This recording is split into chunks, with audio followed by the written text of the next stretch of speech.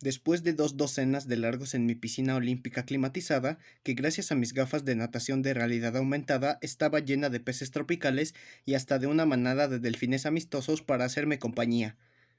Me encontraba en mi vestidor rodeado de trajes a medida y ropa de marca que nunca me había puesto, y probablemente ni lo haría. Llevaba lo mismo todos los días para no tener que gastar energía ninguna en decidir qué ponerme. Saqué la idea del personaje de Jeff Goldblum en La Mosca, y él se había inspirado en Albert Einstein. Era muy disciplinado con el ejercicio físico diario, hasta los días en los que me sentía muy mal. Hacer ejercicio durante al menos 2 horas al día era una necesidad absoluta para mí, ya que solía pasar más de 11 horas conectado al Oasis con los auriculares Oni y después dormía durante 8 horas. Tenía que hacer al menos 2 horas de ejercicio intenso para compensar el tiempo que pasaba sin moverme. Al igual que comer y dormir, el ejercicio era otra de esas cosas que la gente estaba obligada a hacer en la vida real. Ninguno de los estímulos de actividad física que se experimentaban en el ONI tenían efectos en la realidad, no mejoraban la circulación ni incrementaban el tono muscular. Terminé de atarme las Air Jordan y salí al balcón, donde me esperaba mi desayuno habitual. Cuando me senté a la mesa, uno de mis robots sirvientes humanoides, Belvedere, trajo la tortilla francesa y unas tortas de papa para luego servirme un vaso de jugo de naranja recién exprimido. Después se retiró a una esquina y permaneció en el lugar como una estatua, a la espera de que le solicitase cualquier otra cosa. Belvedere estaba programado para no hablar a menos que se le hablase, porque su voz sintetizada me ponía de los nervios por mucho que alterara su voz y su inflexión. Es probable que se debiera a que había visto demasiadas películas sobre revoluciones robóticas. No existía ninguna posibilidad de que mis robots sirvientes se alzaran contra mí, claro, al igual que la mayoría de las inteligencias artificiales con la que todo el mundo interactuaba a diario. Belvedere y sus compañeros sirvientes era IA de primer nivel, que se consideraban extremadamente simples. Las IA de primer nivel se usaban para los robots sirvientes, coches de conducción automáticos y aviones automatizados. Todas las inteligencias artificiales del Oasis también eran IAs de primer nivel. La IA de segundo nivel se usaba en su mayor parte para uso militar y científico, y la mayoría de los gobiernos del mundo les habían puesto muchas restricciones. Podrían crear recuerdos a corto plazo y tener una independencia para aprender, pero aún no tenían autonomía ni ningún tipo de identidad o conciencia. Las IA de tercer nivel eran las mejores, claro. Eran del todo independientes y tenían conciencia de sí mismas, aquellas de las que nos advertían muchas películas de ciencia ficción. A Chrome doy gracias porque ese nivel de inteligencia artificial aún era teórico, pero según los mejores ingenieros de GSS, no quedaba mucho tiempo para que eso dejara de ser así. La carrera para crear una verdadera inteligencia artificial se podía comparar con la de la bomba atómica. Eran muchos los países, incluyendo el mío, que trabajaban para crear una inteligencia artificial del todo consciente e igual o más inteligente que la del ser humano promedio. Algunos de ellos ya lo habían conseguido, y ahora solo quedaba esperar ver quién era el primero que empezaba a usarla. Seguramente en un ejército de drones aéreos o en telebots de batalla que decían Roger, Roger, entre ellos mientras ametrallaban a unas poblaciones civiles. Eso si no nos tiraban una bomba atómica encima antes. Comí en silencio durante unos minutos mientras contemplaba el cielo. Cuando terminé la comida, me volví a poner las gafas de realidad aumentada y las usé para conectarme a la cuenta del Oasis. Después usé un código de acceso remoto muy encriptado para tomar el control de un telebot, un robot telepresencia humanoide que se encontraba en órbita alta sobre la Tierra a bordo de la Vonnegut. Cuando se estableció la conexión con el robot, las gafas de realidad aumentada me permitieron ver, a través de sus ojos, unas cámaras estereoscópicas que llevaba en la cabeza. Desconecté el telebot de su puesto de carga, que estaba anclado en el mamparo de la bodega delante de la nave, en la parte anillada del vehículo, la que rotaba constantemente para generar fuerza centrípeta y crear gravedad artificial. Piloté el telebot hasta la portilla de observación que había en el casco y luego esperé unos segundos hasta que la rotación del anillo me permitiese ver el azul circular de la Tierra. La Vonnegut pasaba en esos momentos sobre América del Norte, y a través de ese hueco entre nubes vi el contorno del lago Erie y la densidad urbana de Columbus justo debajo. Estabilicé y amplié la imagen hasta que obtuve una vista satelital de mi casa y del patio en el que estaba sentado en esos momentos. Por unos instantes me vi a través de los ojos del robot de teletransparencia a bordo de una nave estelar que orbitaba la Tierra. Cuando la rotación volvió a ocultar el planeta, aparté el telebot de la ventana y lo usé para hacer un recorrido rápido por la nave. Había docenas de telebots que flotaban por todas las secciones, controlados por técnicos e ingenieros que se encontraban en la Tierra. Hacíamos pruebas de diagnóstico al escudo de radiación experimental que habían colocado en el compartimiento de reserva de embriones criogenizados. Después de verlos trabajar un rato, piloté mi telebot hasta el centro de control de red para comprobar que los servidores de respaldo de Arcadia y el enlace de subida del oasis que usábamos desde la Tierra para mantener actualizados varios de los planetas en nuestra simulación. Todo parecía funcionar sin problema. Aún teníamos mucho espacio de almacenamiento disponible para futuras actualizaciones de contenido de Arcadia en los sistemas de la Vonnegut. La potencia de procesamiento solo nos permitía tener un máximo de 100 usuarios simultáneos en Arcadia, pero era mucho más de lo que necesitábamos. Pasé varios minutos pilotando el telebot por los silenciosos pasillos de la nave antes de volver a dejarlo en el puesto de carga. Después me desconecté y, en ese instante, volví a estar en la Tierra, sentado en el patio. Acababa de viajar al espacio y volver en un abrir y cerrar de ojos, y solo había conseguido entretenerme durante 15 minutos. Intenté llamar a H y a Shoto para comprobar si alguno quería ponerse al día conmigo antes de la reunión de copropietarios, pero ninguno tomó la llamada, como era habitual. Me quité las gafas y las tiré en la mesa frente a mí con un suspiro. Llegué a la conclusión de que H seguramente seguía dormida y de que Shoto estaba ocupado con el trabajo. Podría comprobar el estado de sus cuentas para confirmarlo, pero había aprendido de la peor manera que si tus amigos te estaban evitando a conciencia, no querías ni necesitabas enterarte. Seguí desayunando en silencio mientras oía el silbar del viento entre los árboles y contemplaba con mirada perdida la banda de drones de seguridad que volaba para patrullar el perímetro de mis tierras. Esos eran los únicos momentos del día que solía pasar al aire libre, y eran los que me proporcionaban mi dosis diaria de luz solar. En el fondo, aún compartía la opinión de H y de que salir al exterior está muy sobrevalorado. Me volví a poner las gafas de realidad virtual y repasé los correos electrónicos que me habían llegado a la bandeja durante la noche. Después pasé algún tiempo actualizando la fila de reproducción de la Uninet con algunas simus y grabas de la lista de más descargados.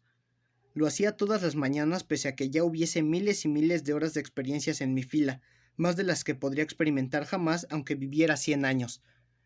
Por eso no dejaba de actualizar y recolocar los videos de la lista para asegurarme de que lo mejor siempre estuviera primero.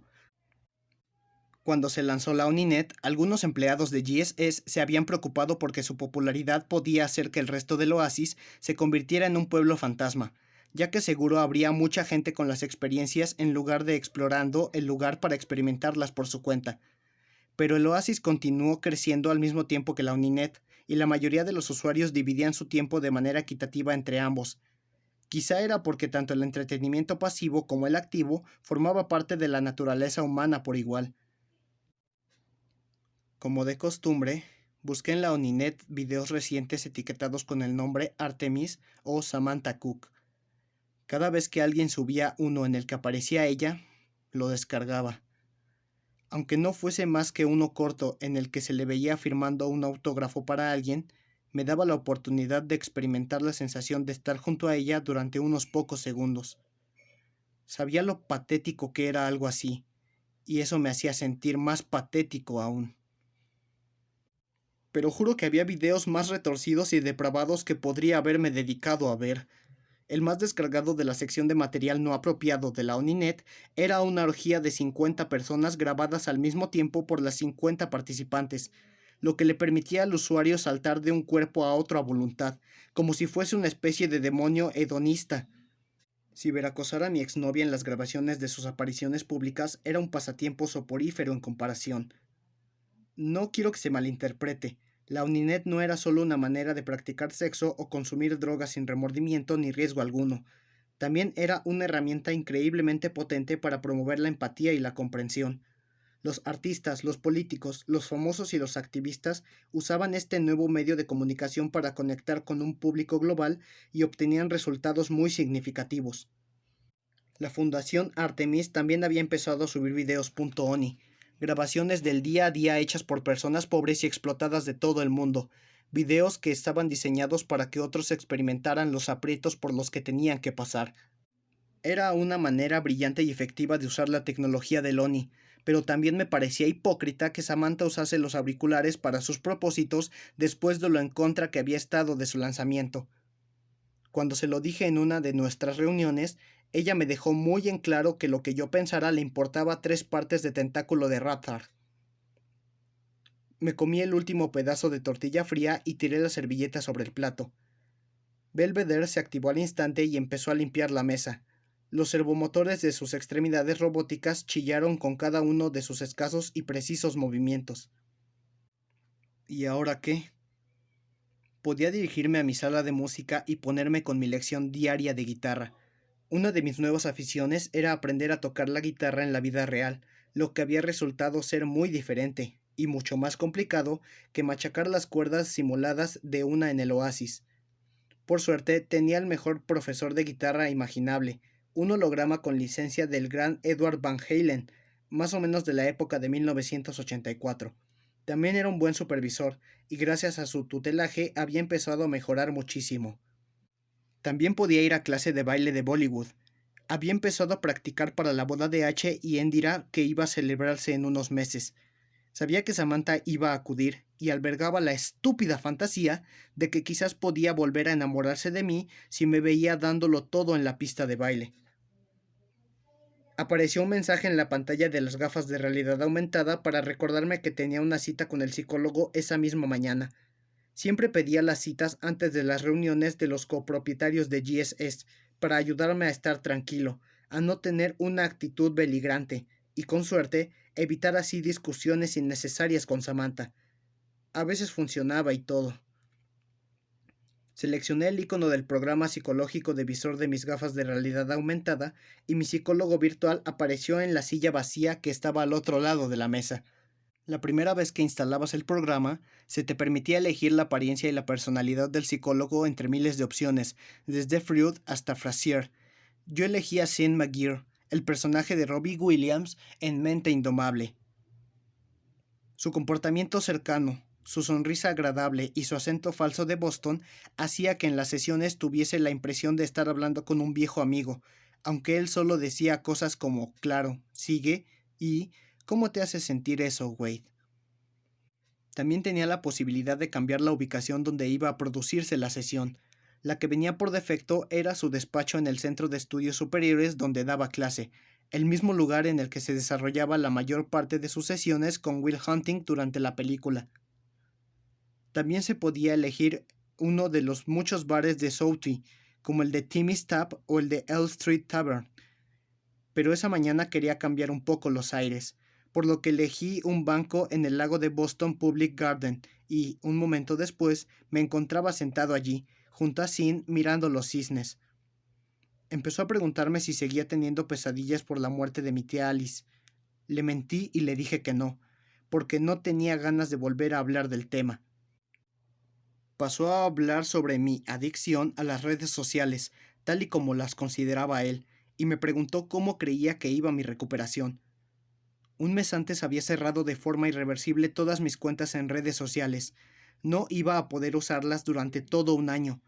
Le dije a Sin que aún tenía alguno que otro tipo de síntoma de abstinencia, pero que estaba empezando a remitir.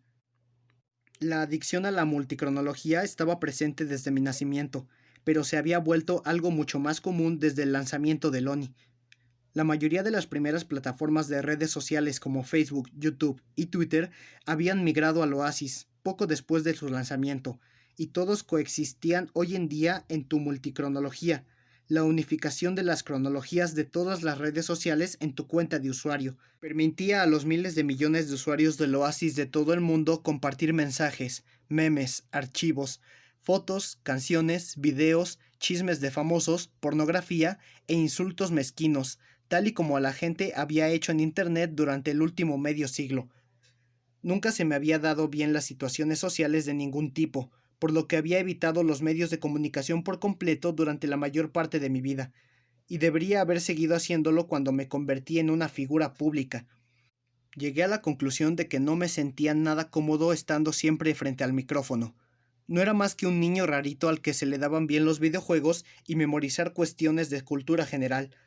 No estaba preparado ni mental ni emocionalmente para que la atención de todo el mundo se centrara en mí.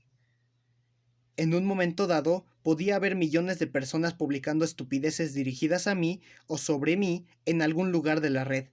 Era lo que había ocurrido desde el día en el que había encontrado la llave de cobre, pero los haters habían empezado a darme más fuerte desde que había ganado el concurso.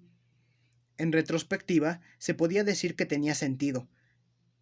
El instante en el que heredé la fortuna de Halliday, dejé de ser el chico desamparado de las torres que libraba una pelea heroica contra los Sixers y me convertí en otro tipo multimillonario que vivía una vida tranquila en su torre de marfil. Nada de lo que mis amigos y yo hicimos para intentar ayudar a la humanidad parecía marcar diferencia alguna. Mis detractores en las redes sociales empezaron a llamarme Parcival el Trepa, mientras que los menos ocurrentes se limitaban a usar el antiguo apodo que usaba IROC para dirigirse hacia mí, Pesebre. Las cosas se pusieron complicadas de verdad cuando una antigua banda de música llamada Guateque Tapioca lanzó una canción llamada Sixer Chupapitos, que usaba un efecto de sonido alterado con autotune y sacado de la emisión que yo había hecho durante la batalla del castillo de Anorak al declarar al mundo entero que, si logro encontrar el huevo de Pascua de Halliday, me comprometo a repartir las ganancias a partes iguales con Artemis, H y Shoto, y si miento, que siempre me consideren un desalmado y un Sixer chupapitos. La canción se hizo viral al instante. Fue el único single exitoso de Guateque Tapioca. Subieron a la Oninet un video musical que consiguió más de 1.000 millones de descargas antes de que lo retirara. Después demandé a la banda por difamación y dejé en bancarrota a cada uno de sus miembros, lo que hizo que la gente me odiara más. Manta, H y Shoto también recibieron su parte de acoso online, claro, pero ellos se lo tomaron con filosofía. Consiguieron de alguna manera disfrutar de la adoración de sus miles de millones de fans mientras ignoraban la ira de sus detractores más ruidosos. Al parecer, yo no tenía la madurez emocional necesaria para hacer lo mismo que ellos.